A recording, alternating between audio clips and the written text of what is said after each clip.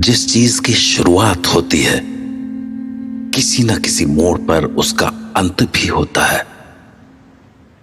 तो महाभारत के महासंग्राम का भी अंत हुआ एक भयानक नतीजे के साथ।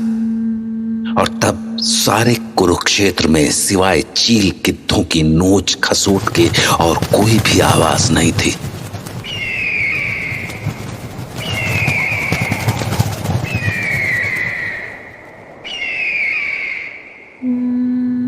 दोनों पक्षों की 18 अक्षौणी सेना मिट्टी में मिल चुकी थी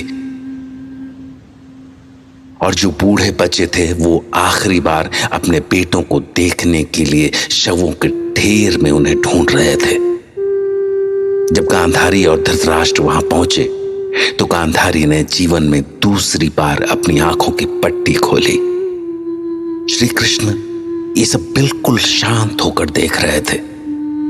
तभी सड़े गले शवों के बीच भटकती हुई गांधारी को एक कंकाल दिखा जिसमें पहचानने जैसा कुछ भी नहीं था, पर जाने क्यों उन्हें लगा कि वो उनका बेटा दुर्योधन है। और फिर उन्होंने नजर उठाकर घृणा से श्री कृष्ण की ओर देखा। वो पड़ा है कंकाल मेरे पुत्र का। किया है सब कुछ कृष्ण, तुमने किया है। सुनो, आज तुम भी सुनो। मैं तपस्विनी गांधारी अपने सारे पिछले जन्मों के पुण्यों का बल लेकर कहती हूं, कृष्ण सुनो। इशारे पर तुम्हारे ही भीम ने अधर्म किया। क्यों नहीं तुमने वो शाप दिया भीम को जो तुमने दिया निरपराध अश्वत्थामा को। तुमने किया है प्रभुता का दुरुपयोग। यदि मेरी सेवा में बल है, संचित तप में धर्म है, तो सुनो कृष्ण, प्रभु हो या परात्पर हो, सारा तुम्हारा वंश ऐसे ही पागल कुत्तों की तरह एक दूसरे को फाड़ खाएगा। तुम खुद उसका विनाश कर कई वर्षों बाद किसी घने जंगल में साधारण व्याध के हाथ मारे जाओगे। प्रभु हो पर मारे जाओगे पशुओं की तरह। माता, प्रभु हूं या परात्पर, पर पुत्र हूं तुम्हारा। तुम माता हो। मैंने अर्जुन से कहा था, सारे तुम्हारे कर्मों का पाप पुण्य योग क्षेम मैं ही वहन करूंगा अपने कंधों पर। 18 दिनों के इस भीषण संग्राम में कोई नहीं, केवल मैं ही मरा हूं करोड़ों बार। जितनी बार जो भी सैनिक गिरा कोई नहीं था, मैं ही था। गिरता था घायल होकर जो रणभूमि में। अश्वत्थामा के अंगों से रक्त पीप श्वेत बनकर बहूंगा मैं ही युगो युगांतर तक।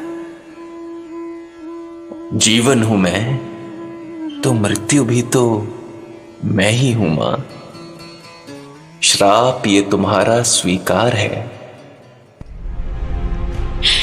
ये क्या किया तुमने कृष्ण, क्या किया? रोई नहीं मैं अपने 100 पुत्रों के लिए, लेकिन कृष्ण तुम पर मेरी ममता अगाध है।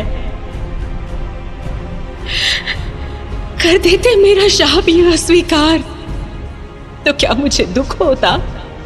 मैं थी निराश, मैं कटु थी, पुत्रहीना थी। कृष्ण ऐसा मत कहो। माता, जब तक मैं जीवित हूं पुत्रहीना नहीं हो तुम। प्रभु हूं या परात्पर, पुत्र हूं तुम्हारा। तुम माता हो।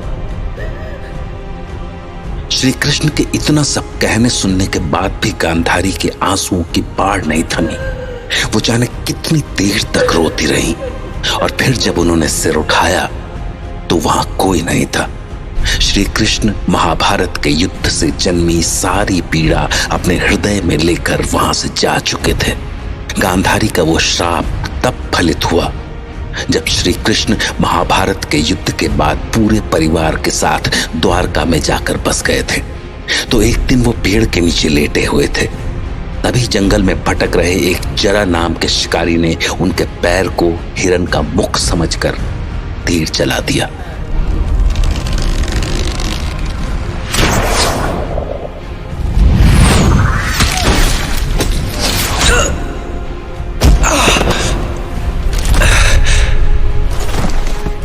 शिकारी भागकर वहां पहुंचा और जब उसे अपने तीर से घायल श्री कृष्ण दिखे तो वो दर्द से तड़प उठा।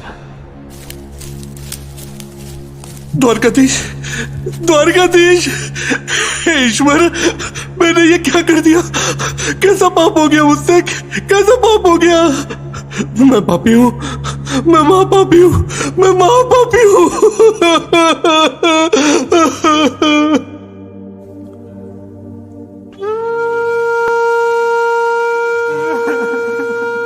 शिकारी रोता रहा, स्वयं को कोसता हुआ सर पटकता रहा, लेकिन श्री कृष्ण के मुख पर अभी भी वही हमेशा वाली मुस्कान थी, क्योंकि वो जानते थे कि ये उनके पिछले जन्म के कर्म का फल था, जब उन्होंने श्री राम के रूप में ठीक ऐसे ही पेड़ के पीछे से छुपकर बाली पर तीर चलाया था।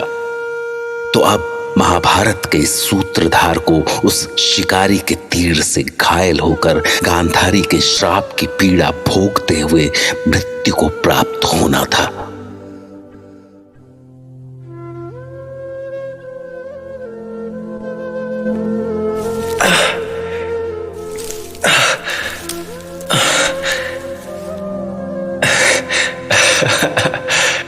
कर्मफल, इस संसार का अंतिम सत्य यही है।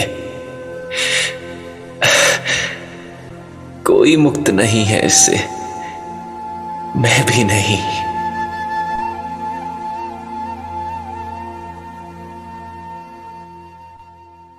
जय महाभारत।